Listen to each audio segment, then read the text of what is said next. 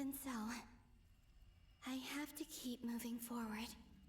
Back to emptiness and silence again. I should try and find my way back inside that memory.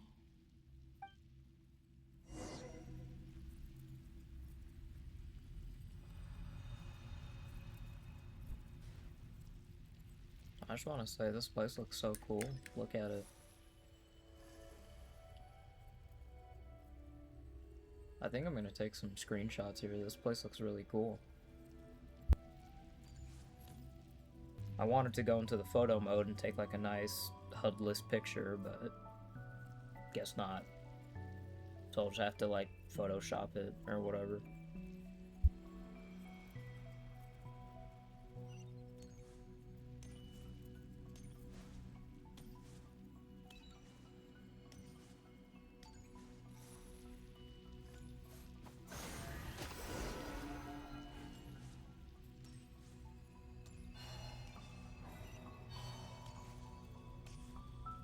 The entrance from last time isn't showing up. Looks like I need to gather these scattered fragments.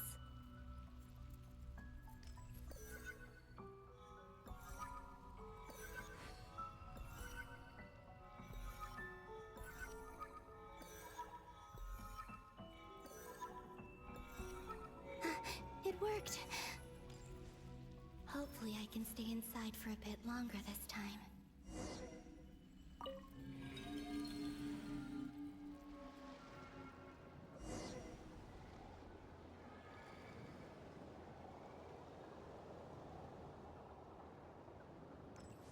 Ad Astra Abyssosque. Welcome to the Adventurers Guild. What? This doesn't look like Moonprayer Night. Extra, extra! Latest issue of the Nasha Express! I don't think I've ever been here. Maybe this space isn't comprised of my memories after all.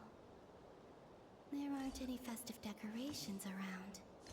Is this Nasha Town after Moonprayer Night ended?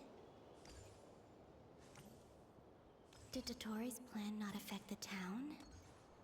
Or is no one aware of what happened because he used the Three Moons' authority? Let me see if I can influence anyone else. So, what do we do next? Wait, that voice. Paimon? The most important thing right now is to find that mage. Lauma the Traveler and Mr. Varga are here too. I'd better go pay the Fatui a visit. Traveler!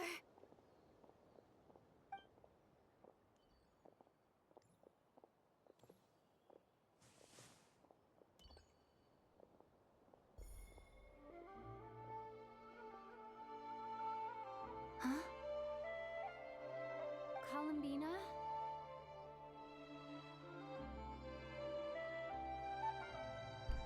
Oh, it's like what happened in the previous Archon quest.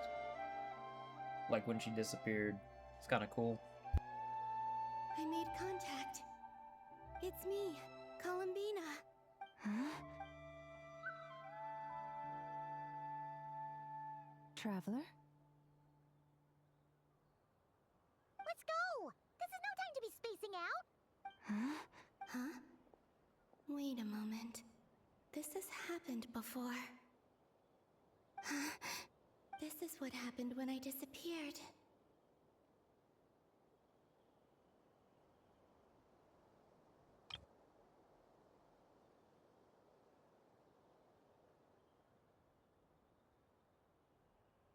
I stood right over there, thinking that it was only when she called my name that I decided to follow them.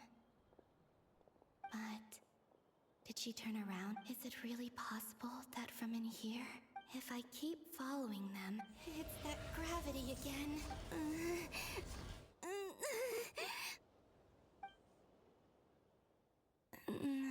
Every time I influence reality within that space, this force intervenes and pulls me back. It's as if it's trying to stop me from leaving. I'm getting weaker. I'll just have to try another approach, Nekama and Columbina. Keep going. You have to tell everyone what happened.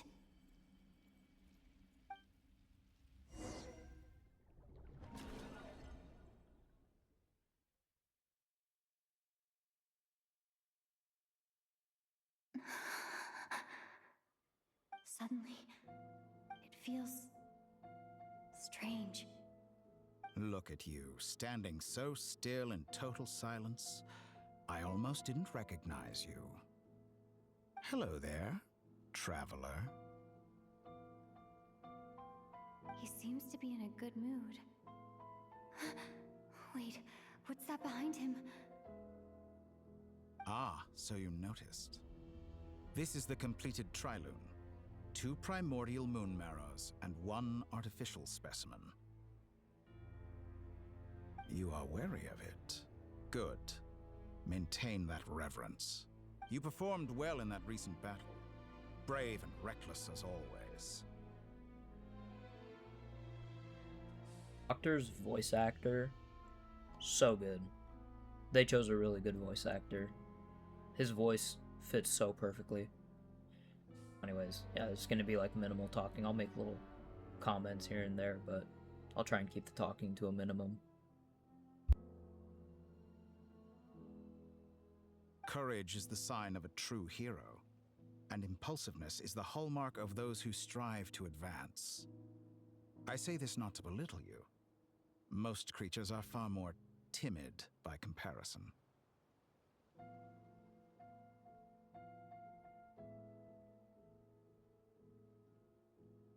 3 moon marrows. Does that mean the artificial one? Well spotted. What do you think? For a replica I built myself, I dare say it looks the part. Dottore, are you planting illusions in my mind? I have no interest in fooling your eyes. On the contrary, I hope to show you the true essence of all that you see before you. Is this not a beautiful city? People live in peace and find joy in their work. The streets are safe. People can even leave their doors unlocked at night. You might say it is the Elysium everyone dreams of. All available data indicates your values and worldview conform with the mainstream. This kind of society should be quite to your taste. False beauty is deceitful. Lies are to no one's taste. I wonder, is it your moral standards that are too high, or your expectations of reality? Answer me this. If someone existed in a sweet dream from the moment they were born, a dream in which they never once felt pain, which do you think they would consider superior? The dream or the reality? That's pure sophistry. It has nothing to do with your actions. As I suspected. You have yet to understand all of this for what it really is. What do you want from me? You sound impatient. Do you think the only reason I'm keeping you is because I want something from you? If it's not, then why haven't you killed me yet? No one can stop you if you're as powerful as a god. I'm delighted you recognize that fact. I believe we last squared off in Sumeru. Ah, the memories. How time flies. You and I have both grown. I'm not surprised that Arlecchino and Sandrone worked with you. You've always a way of slowly but surely ingratiating yourself with all levels of society. People laud you as a hero, but I suspect there's more to it than that. Oh, but to be clear, I don't say that to flatter you. Do you always give your opponent an appraisal before you deal the final blow? Call it a long-time habit. I'm a researcher, and one of my duties is to give an objective assessment of my subjects. But you misunderstand. We are not opponents. Not at this moment. I just want to talk. Think back to Tartaglia, Arlecchino, Capitano, Columbina, and now even Sandrone.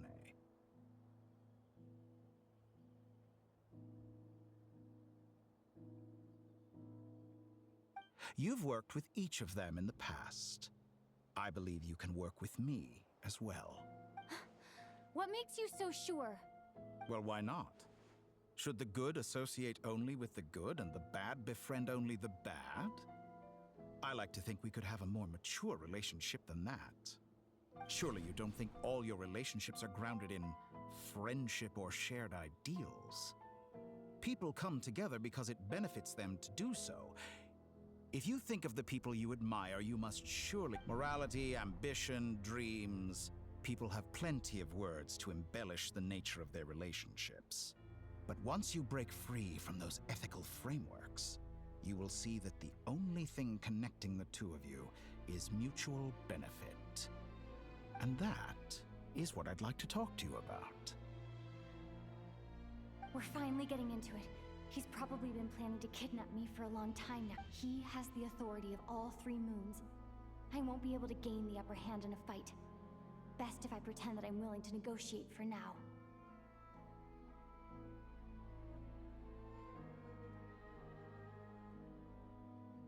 You say you're a god, but you also speak of mutual benefit.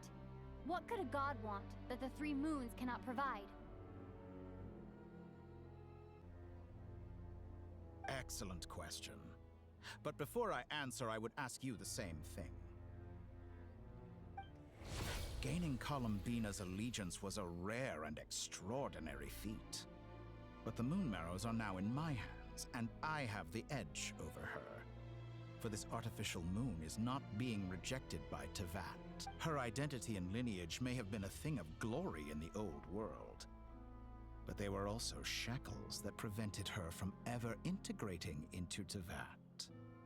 I, on the other hand, you may view me as a thief, but I have overcome that limitation. So what is it that the 3 moons cannot grant you? What stops you from negotiating with me to get what you want? I don't make deals with lying psychopaths. That's quite an accusation. Are you expecting me to get angry with you? Well, this is one aspect in which my personal growth has served me well.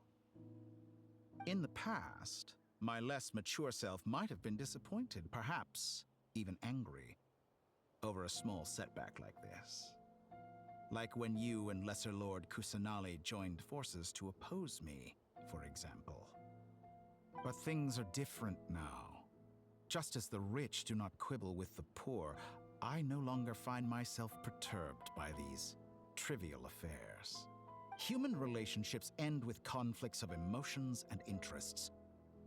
But relations between humans and gods are different. And ours is even more unique.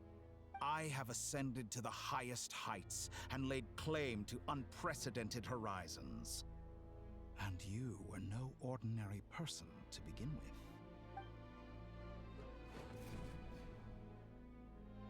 Allow me to show you the world, Descender.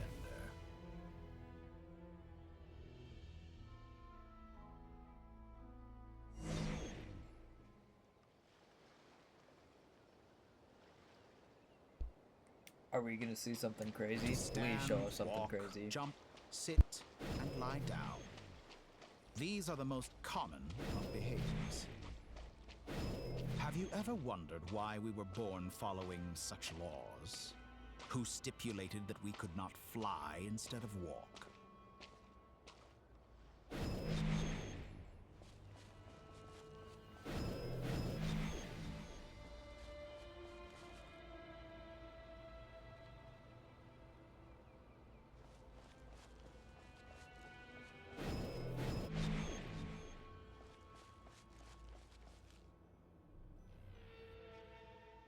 Someone of your talent and experience must surely know of the 4 great rulers who serve the heavenly principles.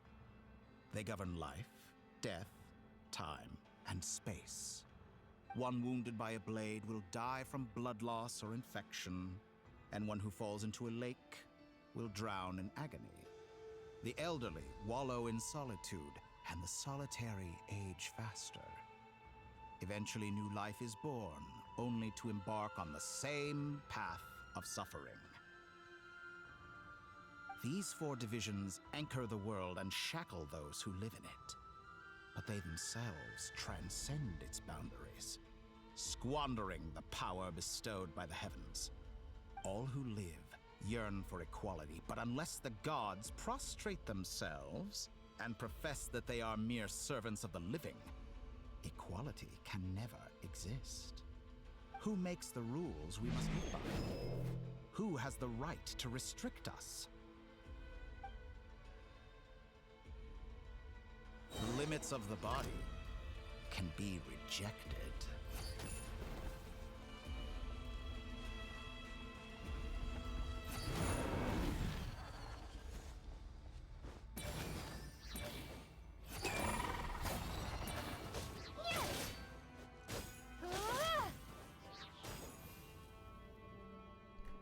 They don't even attack.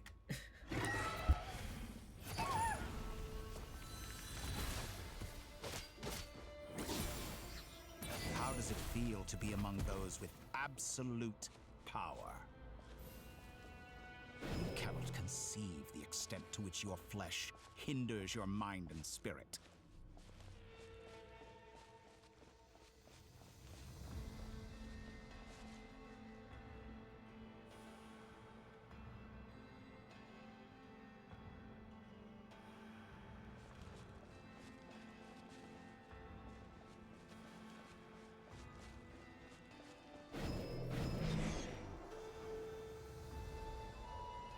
Only by discarding our useless, primitive eyes can we perceive a new world. How narrow-minded we all were in the past. Why should the final answer of the world not be the power that predates those of life, death, time, and space? The power of the Trilune. Through it, I have glimpsed new experimental possibilities. Nature suppressed, authority exiled, souls controlled.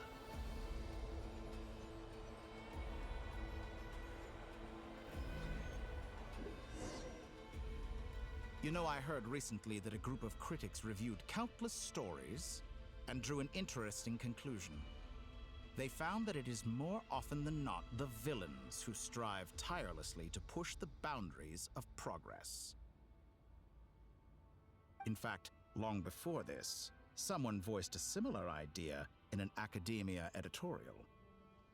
I felt a great affinity with this perspective. I have never been afraid to step up and play the role of the villain.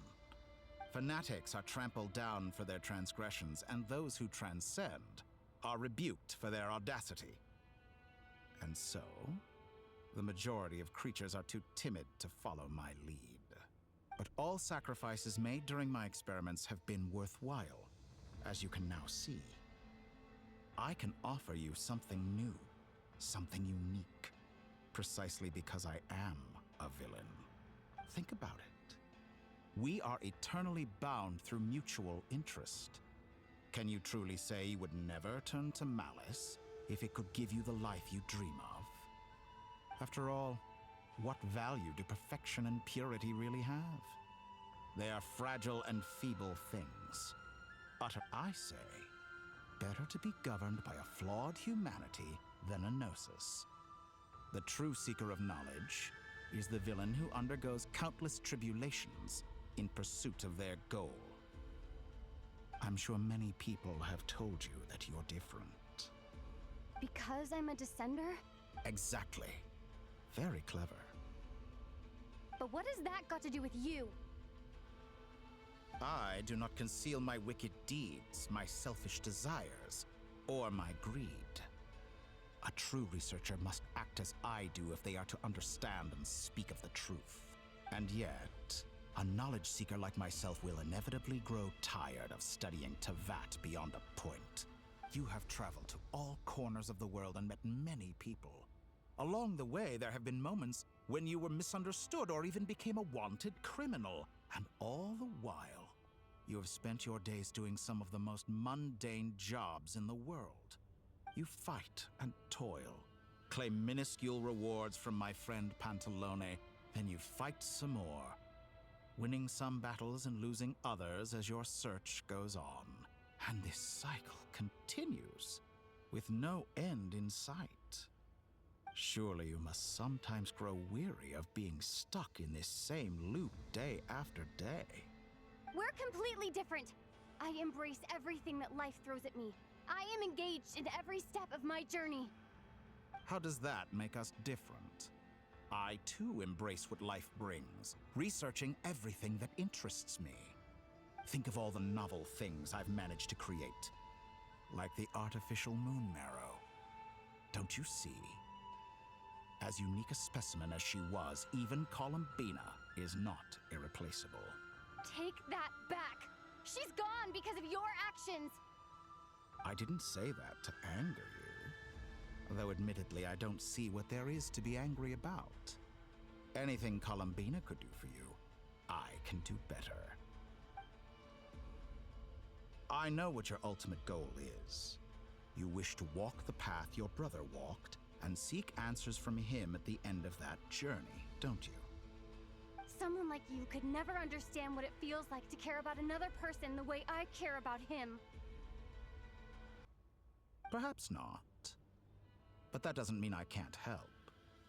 I could find your brother right now, bring him before you, and make him give you the answers you seek. Don't be so presumptuous. You'll never begin to understand the situation between us. Oh, no. This is no presumption. I'm only offering what I know is possible with the power of the Triloon. But it seems like you would sooner continue with your journey through this world. Why? Do you truly desire this journey? Or is it simply a necessary process from which you cannot escape? Think of all the time and energy you have spent, everything you've had to endure just to make it this far. Is this really what you want? Or has your... Yes, you have made many friends.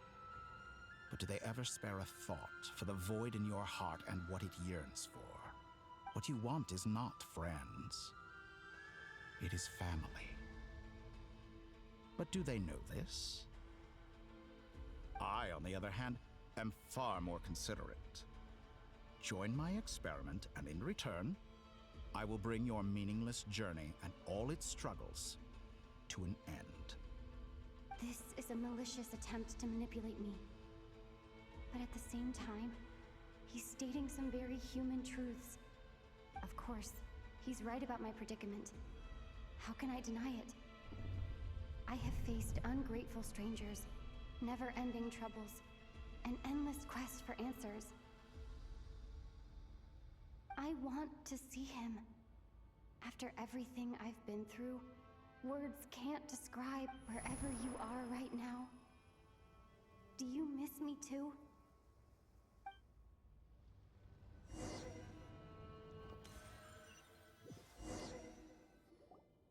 All right, everyone. Our next mission is clear. We need to contact all the major organizations, explain the situation to the public, and then begin the evacuation.